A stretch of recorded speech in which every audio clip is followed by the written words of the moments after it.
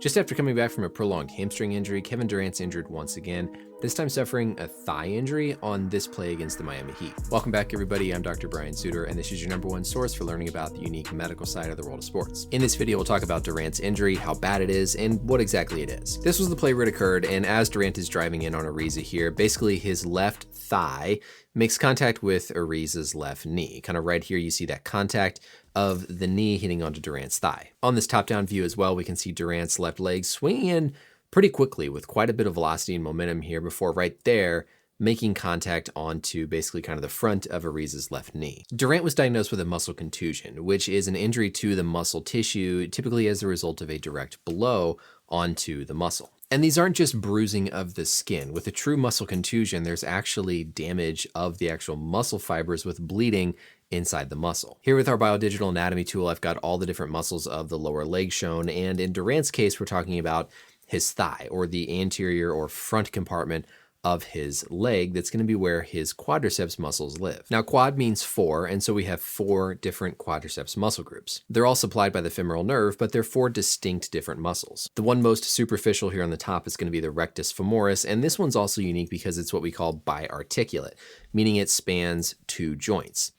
It spans across the knee joint, and it also spans across the hip joint because it comes up and inserts higher up on the pelvis. If we get rid of the rectus femoris, deep to that we have the remaining 3. On the inside or medial portion of the thigh is where we're going to find our vastus medialis. And then on the outside, we're going to have the vastus lateralis. Deep to all those is going to be the vastus intermedius. Now, these, of course, are not Kevin Durant's legs, but just to give you a sense of these muscles from the outside, this is going to be that vastus medialis, the rectus femoris, and then the vastus lateralis. Now, most muscle contusions are not a big deal. Certainly compared to a muscle strain, I'd rather have a muscle contusion. But they do have potential to be more serious injuries like most of this stuff. So we don't want to be stressed, but we also can't blow these types of injuries off. When you have a muscle contusion, you actually get death and destruction of the muscle fibers from that trauma. And there's bleeding that occurs from blood vessels tearing and the muscle injury within that muscle. So it's not just that the skin gets a little bit bruised, but the muscle's fine. In a true muscle contusion, the muscle tissue itself is actually injured. This is a cross-section of our muscle anatomy, and our muscles are basically made up of all these individual myofibrils that are grouped together in different bundles.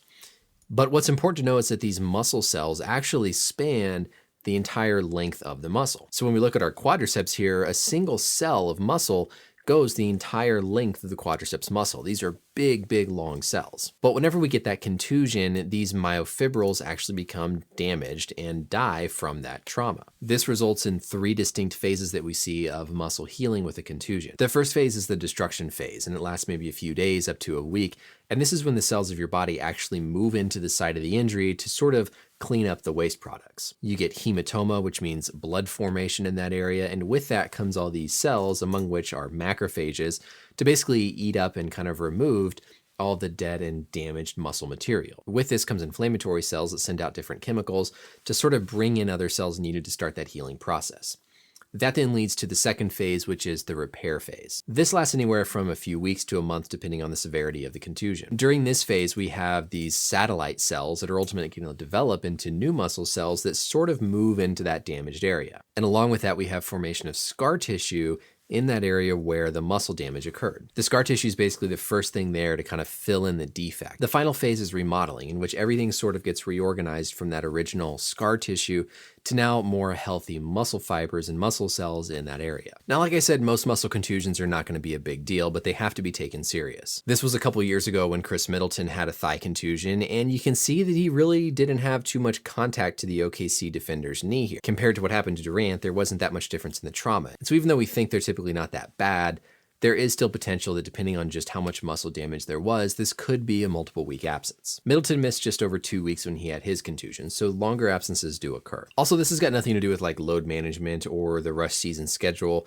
There's really nothing Durant could have done to avoid getting kneed in the thigh and ultimately causing this injury. And there also isn't really much to worry about long term here. There is something called myositis ossificans, which is probably the most serious complication of a contusion.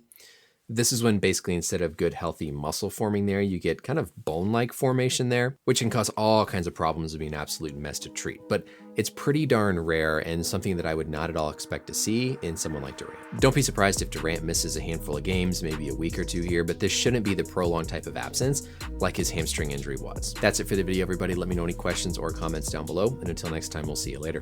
Bye.